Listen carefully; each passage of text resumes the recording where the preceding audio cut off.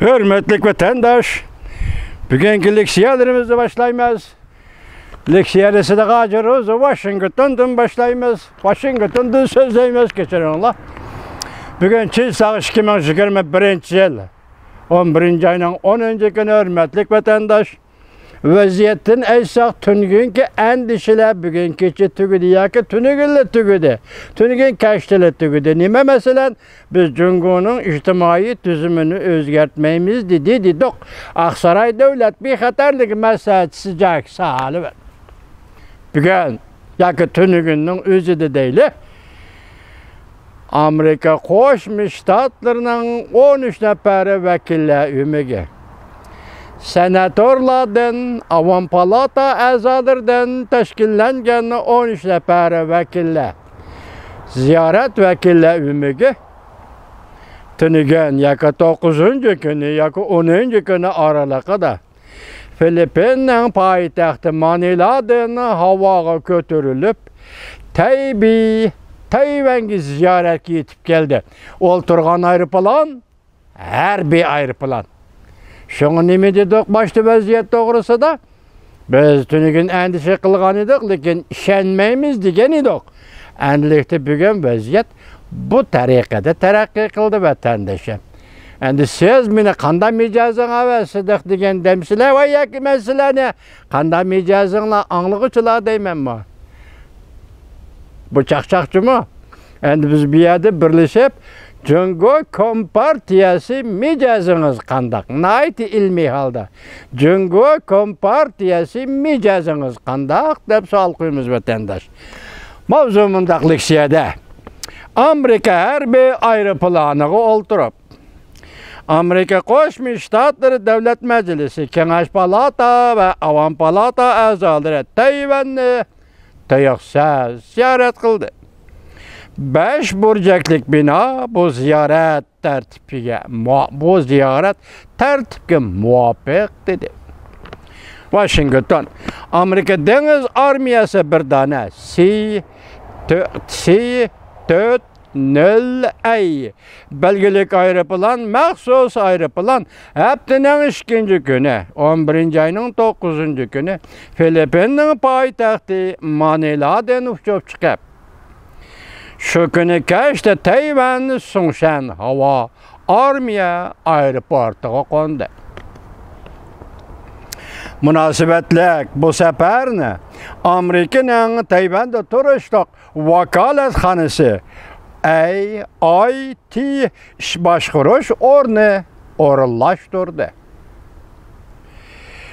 Aloqador uchurlar muvofiq paytda tashqari dunyoga e'lon qilinadi. Tayvan Markaziy agentligi Tayvan Tashqi ishlar ministrligi bayonotchisi Ojang Anning so'zlaridan naql keltirib bunda ko'rsatdi. Tayvan Tashqi ishlar ministrligi Amerika Qo'shma Shtatlar vakillar o'migini ehtiyojli bo'lgan ma'muriy hamkorlik bilan ta'minladi. Tayvan hükümeti Amerika Qo'shma Shtatlar vakillar o'migini ehtiyojli bo'lgan ma'muriy hamkorlik bilan ta'minladi. Jumlalarga diqqat qiling vatandosh. O'xshashlar munosabatlik virusdan mudofaa kurash qo'mondonlik markazi moslashib harakat qildi.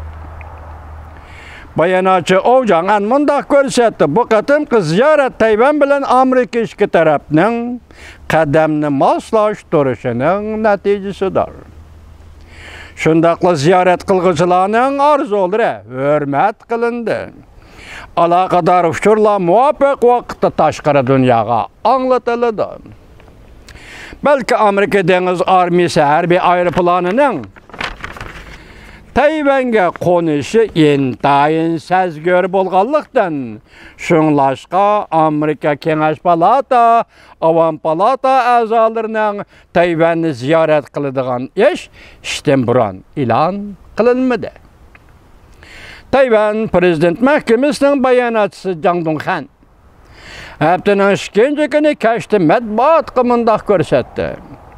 Amerika Kengash Palatası ve Avam Palata a'zolarına Tayvanni ziyorat qilishi Tayvan bilan Amerikaning bir-biriga ishonish va qadamni moslashtirishining natijasidir. Vakillar ümigining arzularini hurmat qilib, Prezident Mahkamasi aloqador uchurlarni texmi ilgirlab, tushuntirib, muvofiq vaqtda tashqari dunyoga e'lon qildi. Muvofiq vaqtda tashqari dunyoga e'lon qildi. Jack Sullivan mundaq ko'rsatdi. Amerika yani bir mavzucumi Jack Sullivan mundaq ko'rsatdi. Yani Oqsaroy bexatarlik maslahatchisi Jack Sullivan mundaq ko'rsatdi. Prezident Joe Bidenning jungo siyosati o'zgarganligimi? Yo'q. Kechiringlar. Jack Sullivan mundaq ko'rsatdi. Amerika jungoning siyosiy tuzumini o'zgartirishga izlanmaydi. Bu deganlik Prezident Joe Bidenning jungo siyosatining o'zgarganligimi? Savol. Mavzuli xabar 11-ayning 10-kuni Amerika ovozining Xitoy til programmasi e'lon qilindi. Xabar mundaq boshlandi. Washington davlat bexatarlik maslahatchisi Jack Sullivanning ziyoratini qabul qilganda mundaq ko'rsatdi. Prezident Joe Bidenning jungo siyosatining nishoni jungoni cheklash yoki jungoning siyosiy tuzumini tubdan o'zgartirish emas. Belki shart-sharoit yaratib davlat xalqaro sistemida birga mavjud bo'lib turishdir. Belki shart-sharoit yaratib ikki davlat xalqaro sistemida birga mavjud bo'lib turishdir. Tahlilchilar Jack Sullivanning bu so'zini tahlil qilib, mundaq ko'rsatdi. Tunugun sizlarga va'da bergan vatandosh, diqqat qiling. Washington bu yil oxiridan burun Amerika jungo davlat boshliqlari yuqori darajaliklar yig'ini o'tkazishdan burun Beijing tarafga oqilona muomala qilganlikdir. Biz tunuga nima degandik? Voz kechish emas, chekinish emas, balki yo'l qo'yish degan edik. Hozir mana chiqdi yo'l qo'yish. Bu Beijing tarafga oqilona muomala qilganlikdir. Yani bazı tahlilchilar mundaq hisobladi. Davlat bexatarligi maslahatchisi Jack Sullivanning bundaq ifoda bildirishi hargizma davlat ishlar kotibi Antony Blinken o'tirg'i qo'ygan raqobatlashish, hamkorlik, qarshilashish qatorliq munosabatlarni ishga ayirish usulidan chetnab ketgan emas. Belki Prezident Joe Biden hükümetinin aqliy ve amaliy ravishda ve shundoq pozitsiya bilan Amerika jungo munosabatini bartaraf qiladiganligidan derak berdi. Amerika jungo davlat rahbarlari nihoyat tez orada kelarapti.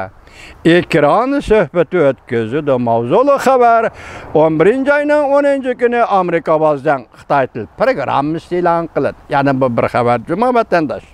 Buni kelar qatimqi leksiya so'zlaymiz. Hozir